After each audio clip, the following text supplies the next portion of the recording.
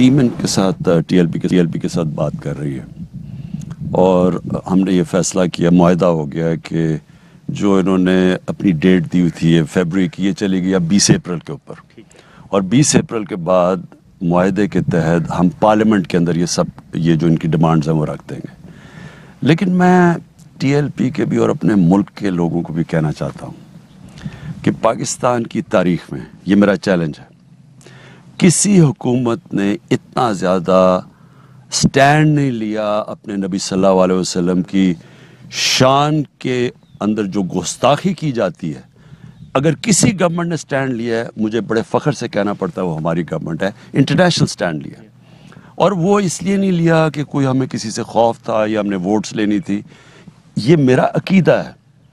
کہ جو یہ باہر کے یہ مغربی ملک ہمارے نبی صلی اللہ علیہ وسلم کی شان میں گستاخی کرتے ہیں، یہ ایک فتنہ وہاں بیٹھا ہوا ہے جو پلان کے تحت کرتا ہے، اور وہ اس لیے کرتا ہے کیونکہ باقیوں کو سمجھ ہی نہیں ہے مغرب میں کہ ہمارے نبی ہمارے دل میں کس طرح بستے ہیں، ان کو سمجھ نہیں ہے۔ تو میں یہ پہلے دن سے OIC میں بھی اٹھایا ہے، یونائٹڈ نیشنز میں بار بار اٹھایا ہے، اور میں یہ کامیاب ہم تب ہوں گے،